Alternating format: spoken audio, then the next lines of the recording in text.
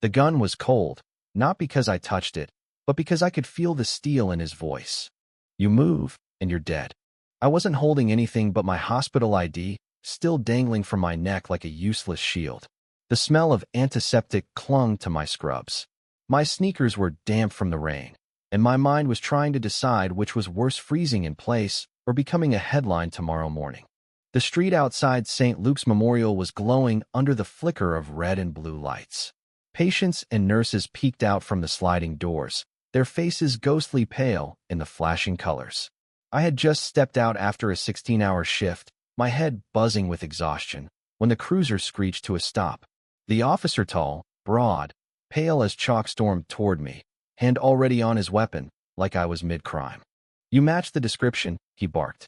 I blinked. Description of what? He didn't answer. The barrel of the gun did all the talking. It would have been almost funny if my chest wasn't clenching with panic. I'm a trauma surgeon, for God's sake. I just spent the last 6 hours pulling a bullet from a teenager's abdomen while his mother sobbed in the hallway. And now I was the suspect? The air smelled like wet asphalt and tension. Somewhere down the street, a siren wailed. I could feel every pair of eyes on me. The nurses frozen at the doorway. A man across the street holding up his phone, filming. I wanted to shout, "This isn't what it looks like." But I knew better. In moments like this, words have the stopping power of feathers. I'm Dr. Alicia Monroe, I said, keeping my voice steady, my hands still in plain sight. I work here. ID. It's hanging right here, I said slowly, nodding toward my chest. Take it off. Toss it on the ground. The request was absurd. He could see my name, my face on the badge, the hospital's logo. But the way he said it's harp, impatient, told me arguing would be dangerous. I slipped the lanyard over my head, dropped it onto the wet pavement. Step back. I took one slow step, my sneakers squeaking on the slick concrete. Somewhere behind him, another patrol car pulled up. I heard a voice, female, authoritative. What's going on here? Possible suspect in an armed robbery 2 blocks from here, the officer said without looking back. Robbery? 2 blocks away. My stomach nodded. I had just left in, or barely enough time to change my gloves before I clocked out. But I could already feel the math he was doing in his head. Black woman, hoodie under her coat, dark street. Case closed. The female officer came closer, her gaze darting from my face to my hospital ID lying in a puddle. You sure? She asked him quietly. She matches the description, he repeated, his jaw set. My heart was pounding so hard I could hear it in my ears. I wanted to tell her, please, look me up. Ask anyone inside. I'm not your suspect. But before I could, a murmur went through the small crowd gathering at the hospital entrance. Heads were turning toward the end of the street. A sleek black sedan rolled up, its headlights slicing through the rain. The door opened, and a man in a tailored dark coat stepped out. He moved with the kind of confidence that doesn't come from muscle but from knowing people will listen. Mayor Samuel Grant. He didn't rush, didn't shout. He simply walked forward, scanning the scene like a surgeon assessing a patient. The officer's arm stiffened but didn't lower the gun. Evening, Officer Miller, the mayor said, his voice calm but edged with something sharp. Mind telling me why one of this city's top trauma surgeons is staring down the barrel of your service weapon? The words hit like a slap. Miller hesitated, his eyes flicking between me and the mayor. Sir, she matches the... No, the mayor interrupted, stepping closer until the rain dotted his shoulders. She doesn't match anything except the description of a hero who saved 3 lives this week, including my niece's. Gasps rippled through the crowd. I felt my throat tighten. I hadn't known the young woman I operated on Friday was related to him. Miller's jaw flexed. With all due respect, the mayor cut in, his voice dropping low. Holster your weapon before you make a mistake this city won't forget. For a moment, everything froze, the rain, the lights, my heartbeat. Then Miller slowly lowered the gun. The sound of it sliding into its holster was like air rushing back into my lungs. The mayor bent down, picked up my ID, and handed it to me. His eyes softened for a moment. You all right, doctor? I nodded, though my hands were still trembling. Good, because I think we need to have a conversation inside. He turned to the crowd. Folks, thank you for your concern. Go home safe. People began to disperse, but I could still feel the heat of their stares. Miller stood rigid, his face unreadable. Inside the hospital lobby, the mayor shook the rain from his coat. "I came here for a reason," he said, his tone shifting. "Incidents like this aren't just mistakes. They're patterns, and I'm done letting them slide." I studied him. "Why me?" "Because you've seen both sides of the emergency room," he said. "The lives saved and the lives lost before they even make it through the doors." Something in his voice told me this was only the beginning of a much bigger fight. The mayor didn't sit. He stood in the middle of the lobby, eyes sweeping the space as if searching for the right words or maybe weighing how much truth I could handle. "You ever heard the phrase plausible deniability?" he asked. I frowned. "Yes. It's political code for pretending you didn't know something you actually did." He gave a grim half-smile. "Good. Then you'll understand what I'm about to tell you."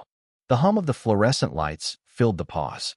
Outside, rain still tapped against the glass doors. Nurses passed by, some giving me sympathetic glances, others trying not to make eye contact. "Officer Miller wasn't looking for you," the mayor said finally. "He was looking for an opportunity." I crossed my arms. "An opportunity to what, humiliate me?" "To remind everyone who holds the power," he replied, "and to send a message about what happens when certain people forget their place." My stomach tightened. "You're saying this wasn't a mistake?" "I'm saying," he said, lowering his voice, "the robbery 2 blocks away was real. But the suspect wasn't you. And Miller knew that before he ever drew his weapon." The words landed heavy. My mind went back to that moment on the pavement, the way he didn't hesitate, didn't question, didn't even look for anyone else. He had seen me and decided the story fit. "Why?" I asked. "Because you've been speaking out," the mayor said. "About patients from certain neighborhoods not getting the same treatment. About officers bringing in suspects with injuries they can't explain." I exhaled sharply. "So this was personal." "Political," he corrected. "And those too often look the same in this city." I sank into one of the vinyl lobby chairs, my scrubs still damp against the plastic. "So what now?" "That depends," he said. "Do you want this to be a headline for one night, or a fight that changes something?" I met his gaze. If I wanted comfort, I'd have gone home and shut my mouth. He smiled faintly, as if testing me and liking the answer. "Good. Because I'm not offering comfort. I'm offering war." The word hung in the air, dangerous and tempting. We met the next morning in his office at City Hall. It smelled faintly of coffee and old books, the kind of room where decisions outlive the people who make them. His assistant shut the door behind me, leaving us in a space lined with photographs. Grant shaking hands with governors, ribbon-cutting ceremonies, kids in schoolyards. On his desk, a folder sat open. My name was on the top page. "I had my staff pull everything," he said. "Your credentials, your public statements, your work in the hospital." He slid a few pages toward me. "You've been documenting patterns for over a year. Why didn't you bring this to me sooner?" "Because I didn't think you'd listen," I admitted. He leaned back. "Fair enough. A lot of people think that. But I've lost too many campaigns to not recognize when something real hits my desk." He opened another file. This one wasn't about me. It was about Miller. Disciplinary notes. Civilian complaints. 2 cases of excessive force, both dismissed without consequence. "Why is he still on the force?" I asked. "Because the union protects him, and because the department would rather pretend these complaints don't exist." I skimmed the pages, each one darker than the last. "If you have this, why not act?" "Because every time we try, the blue wall closes in." He folded his hands. "But with you, it's different. You have public credibility. You have witnesses. You have a damn video." I blinked. "Video?" He slid his phone across the desk. On the screen was shaky footage, rain blurring the lens, but clear enough to see Miller's gun aimed at me, my hands raised. The caption already spreading online. "Black doctor held at gunpoint after saving lives." My throat went dry. This is already out there. Not yet viral, but it will be. The question is, what do you want people to do when they see it? I didn't answer right away. I watched the loop again. Each frame a reminder of how quickly a life could be reduced to a headline. "Finally," I said, "I want them to demand accountability." He nodded slowly. "Then we make this official. Press conference. Full exposure. And we don't stop until there's change." The next 48 hours were a blur. First came the calls from reporters. Some wanted my story. Others wanted to know if I was overreacting. The worst ones didn't ask questions at all. They made accusations disguised as inquiries. Then came the hospital's PR department. They wanted to support me, which was corporate speak for controlling the narrative. Don't say too much, they warned. We don't want to make the police our enemy. Too late for that. By the third day, the video had gone national. My phone was full of messages from strangers thanking me for speaking out, from friends warning me to be careful, and from one number I didn't recognize. The text read, "You should have kept quiet." I stared at it for a long time before showing it to the mayor. He didn't look surprised. "They're going to try to scare you," he said. "That means we're getting close." Close to what? I wasn't sure. But I knew backing down wasn't an option anymore. The press conference was held on the steps of City Hall. The rain had cleared, but the air still carried that after-storm sharpness. Cameras lined the sidewalk. Protest signs dotted the crowd, some with my name, others with messages like "End police bias and justice for Alicia." The mayor opened with a statement about transparency and justice. Then he stepped aside and motioned for me. My palms were damp as I approached the microphone. "I'm here today," I began, "because what happened to me wasn't a misunderstanding. It was the result of a system that sees certain faces as threats before they see them as people." A murmur ran through the crowd. I saw heads nodding, jaws tightening. I didn't survive 16 hours in the or to end my night staring down the barrel of a gun. I didn't take an oath to save lives only to have mine treated as disposable. I could feel the cameras on me, the weight of every viewer at home. "This isn't just about me," I said. "It's about every person who's been stopped, questioned, or worse because someone decided they matched a description. It's about the people who never get the mayor to show up in time. And it's about making sure that changes." When I stepped back, the applause came like a wave. But not everyone was clapping. Off to the side, Miller stood in uniform, his face unreadable, his eyes locked on me like a challenge. And I realized the real fight was just beginning. The mayor's security detail hustled us back inside before the press could swarm again. The echoes of chanting followed us into the marble hallways of City Hall, justice slogans bouncing off the walls like they'd been waiting years to be heard. We ducked into his private conference room, a smaller space lined with tall windows and the faint scent of old paper.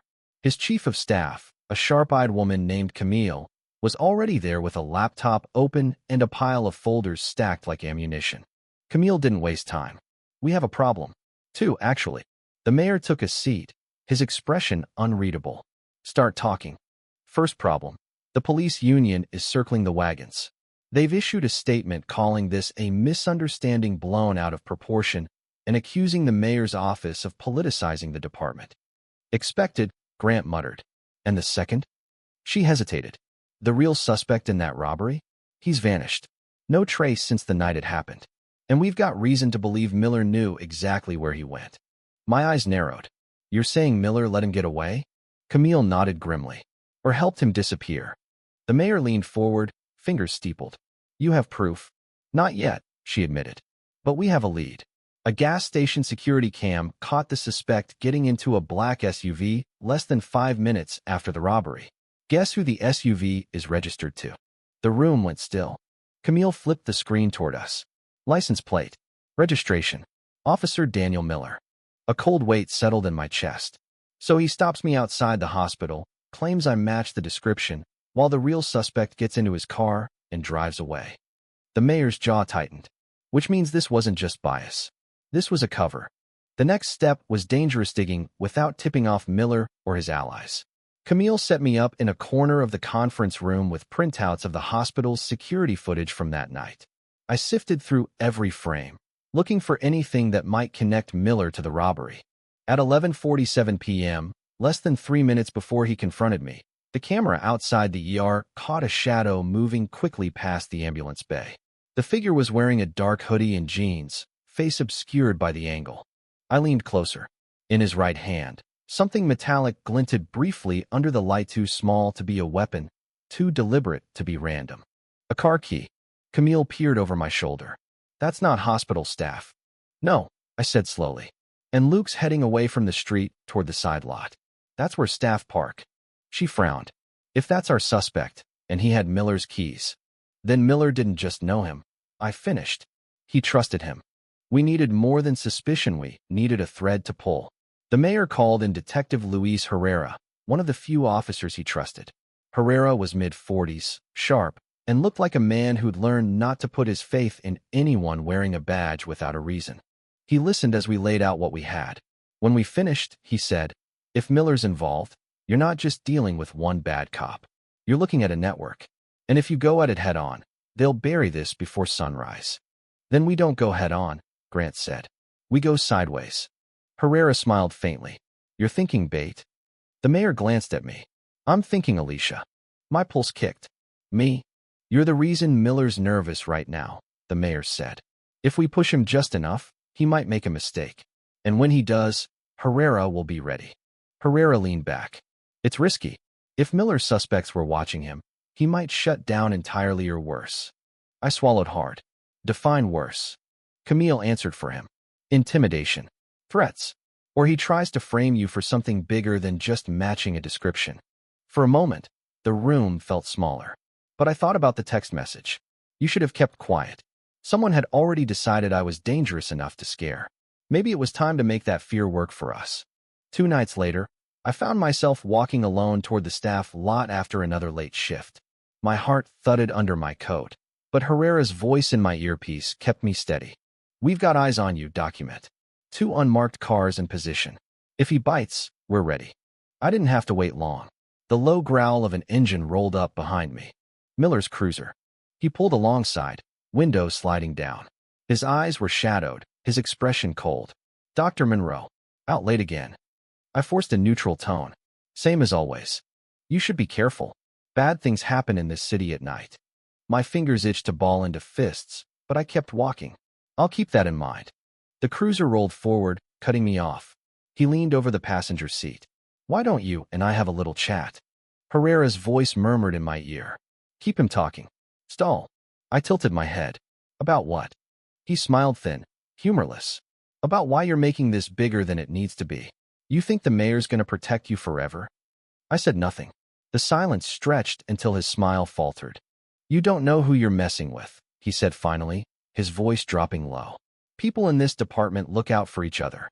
You keep pushing, you'll find yourself looking like the bad guy." Herrera's voice came sharp. "He's moving. Get clear." Before I could step back, Miller reached across, holding something out the window. A phone. The screen lit up grainy footage of the robbery suspect shoving cash into a bag. But the figure's face was partially visible now. It wasn't me. It wasn't even close. "Where'd you get that?" I asked. "Doesn't matter," he said. "What matters is what I can make it look like." The threat was clear, but so was the mistake. He'd just admitted he had access to footage no one outside the investigation should have. Herrera's voice snapped in my ear. "We got him. Walk away, document." I stepped back, turning toward the hospital entrance without another word. Behind me, I heard the unmarked cars close in. By morning, Miller was on administrative leave pending an internal investigation. But Herrera warned us not to celebrate. "They'll try to make this go away quietly," he said. "They'll call it a misunderstanding, shuffle him somewhere else. If you want real change, you need to keep the pressure on." And that's exactly what we planned to do. The city was boiling. In less than a week, Miller's suspension had become a rallying cry. Protesters camped outside police headquarters, their signs catching the late autumn wind. News vans staked out the courthouse steps. And inside City Hall, the mayor's phone didn't stop ringing, half the calls demanding he back off, the other half urging him to push harder. But the real storm wasn't on the streets.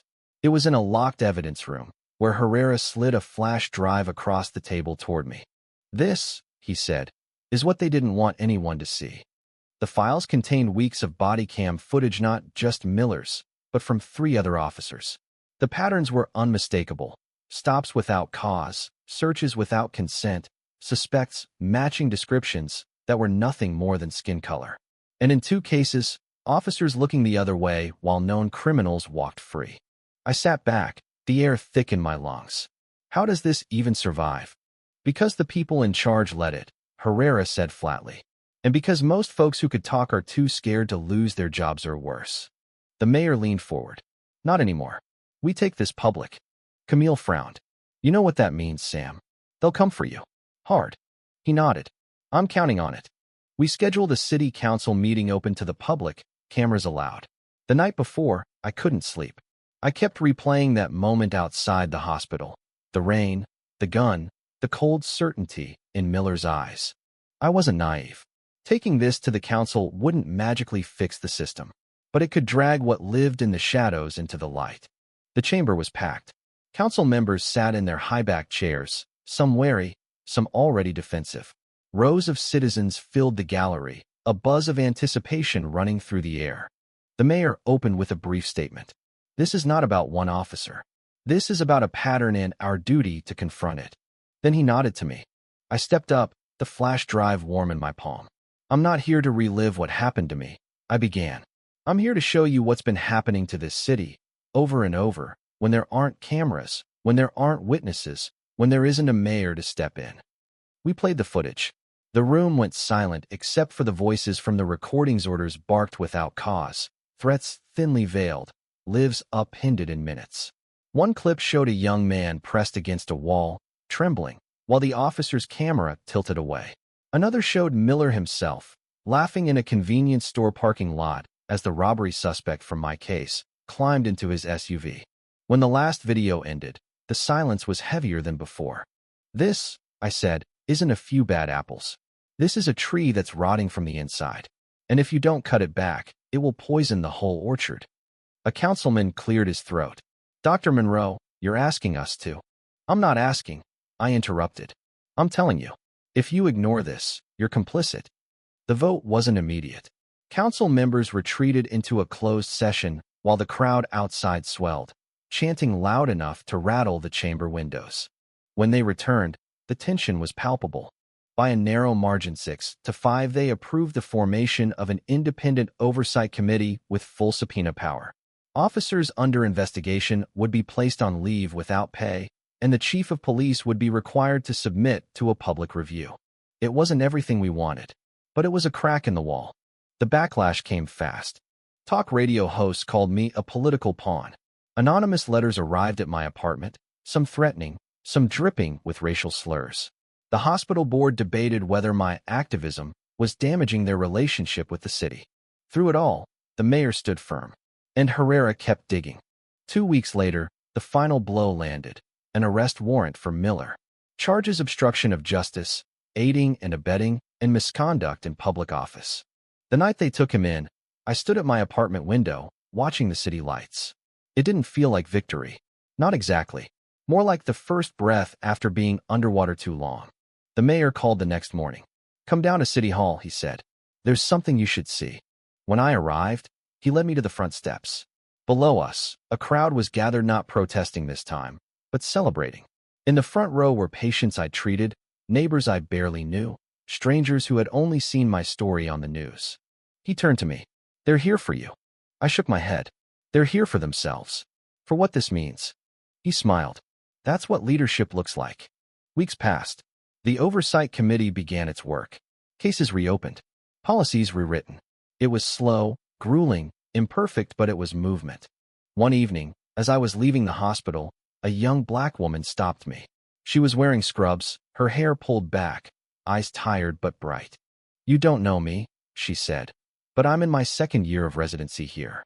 And I just wanted to say thank you for making it easier for people like me to walk out of this building at night without feeling like a suspect. I felt my throat tighten. That's why we did it. She smiled. That's why you did it. That night, I walked home under a clear sky. No sirens. No flashing lights. Just the hum of the city, alive and flawed, and still worth fighting for. And I knew, in the quiet of that moment, that while the table had turned that night in the rain, the real change had started herein every conversation, every policy, every person who refused to look away. Because sometimes justice doesn't arrive like a sudden storm. Sometimes, it begins like this one voice breaking the silence, and others daring to join in. And once it starts, it's harder to stop than anyone in power is ready for. Thank you for listening. If you find it interesting, please like and subscribe to follow the next stories.